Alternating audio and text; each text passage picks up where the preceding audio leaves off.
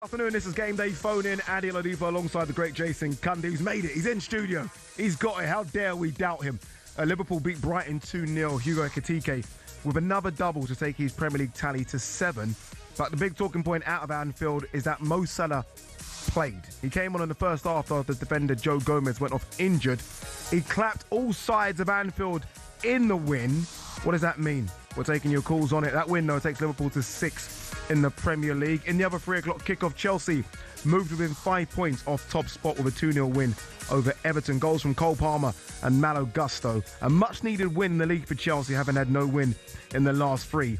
As for the Toffees, I guess we shouldn't be shocked. They simply don't win at Stamford Bridge, do they? In the Championship, a much-needed win for Leicester City, beating Ipswich Town 3-1.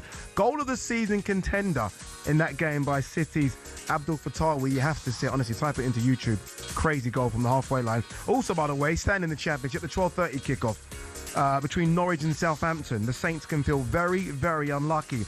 Jobin McCamm's winning goal, blatant handball. Honestly, I know they don't want VAR in the Championship, but if there was VAR, that goal gets chalked off. We'll also build up to bottom versus top Arsenal take on Wolves, which is straight after us. Kick off for that one at 8 o'clock. And we're going to keep you updated with Burnley against Fulham.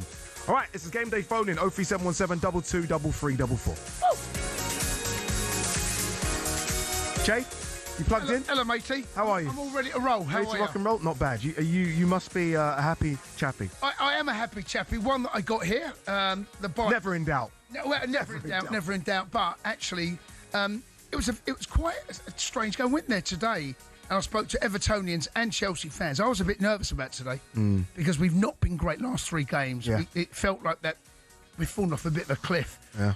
Ironically, when we scored the goals, everyone was the better side. Yeah, they should have nicked. And it's like that those moments, 10-15 minute period-ish before we scored, they were the better side. But football never change. It will never change. When you get chances, take them. If you don't take them, you'll live to regret it. And today we took them. Everton had chances, didn't take them. Second half, I was really pleased with the way we managed the game. I thought we were good second half without being brilliant. We didn't have to have a 2-0 lead. But, yeah, needed that, by the way. How good to see Cole Palmer back on the pitch, scoring as well. Obviously, it's a race now, isn't it, for him to get into Thomas Tuchel's plans again for the World Cup He'll be in his plans. There's no question about Will that. He, be in the he was squad? there today, Tuchel, as well. Was he there watching? He was there. He's obviously watching Reece. He's obviously watching Chalobah, watching Cole, and also Jack Grealish. Even Jack Grealish, yeah. Yeah, Jack had a couple of moments, you know. Had a couple of moments. He had one where he cut down on the left. First half. Yeah. And then he had a chance second half as well. He's gone with the outside of his right foot. He's had moments at Everton, just moments, and those moments have been blown up to be bigger than they are, maybe. I agree with that. Yeah. He's got no chance anymore. Yes, no. He hasn't, has he? No. Let's be honest. There's so many good players in that position for England. Yeah, I agree with you. That he doesn't have no chance. No. Liverpool, 2-0 victory. Yes. Massively important. Obviously, the biggest talking point was about Mo Salah. Yeah. You've had your say on it as well. What do you think? A lot of people seem to think it was almost the club giving him a chance to say goodbye, or do you think he's now back in the fold?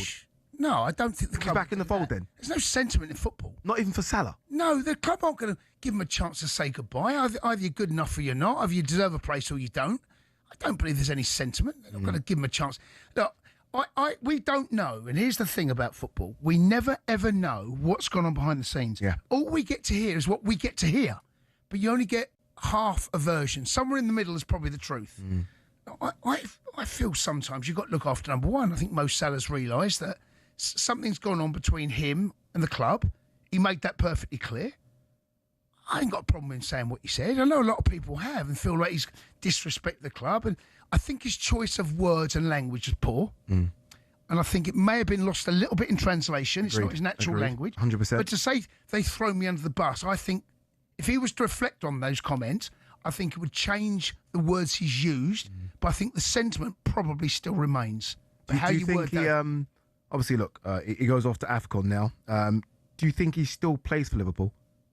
Do we see Mo Salah after AFCON? He's going to be... Look, if Egypt go deep in the competition, they always seem to go quite deep in it. Yeah. It'll be away for about a month. Yeah. Do we see Salah back at Anfield in the new year? Without, again, knowing all the details, but from what I know, I don't think it'd be a bad thing if Liverpool move away from him. And I'll tell you why. Because there's residual value on him now. He's got 18 months left in his contract. We know they're going to be suitors. Was he 33, Salah? 32, 33, still. Well, because he looks after himself. There's no, still a few years there. Oh, he's a beast machine. physically. Yeah, I know he is, and he's the ultimate professional. Yeah. And when you look at what Ronaldo has done over the years, could we see Mohamed Salah playing at the very highest level when he's 36, 37? Yeah. Yes. Yeah, I can. In the right league, yes. Yeah, but is he good enough for Liverpool? That's the question. So far this season, and no. you're a Liverpool fan, right? Here's the question. The introduction of Ekitike and Isak, who's obviously, struggling a little bit, but Wirtz is the one. That's the one that you throw, how do they get in the same team together and get the best out of the pair of them? Mix, does it? I don't know how Does it it mix? does. Ever since Salah didn't pass to him in that European Yes, game. I I think he's got to. He's got ever since that happened. I know, it's almost turned into a Mane Salah. I know. It's turned back into that, isn't it? But you don't want to make too much of that. That's a one-off moment that he obviously made the wrong call. Yeah. He's gone right foot, gone near post, and the angle was tight. He's got to square it, and Wirtz almost certainly scores. Yeah. There's been a goal at Turf Moor already early. Only 9 minutes gone in that game. Let's go to John Dunn. John, which way has it gone? Burnley 0.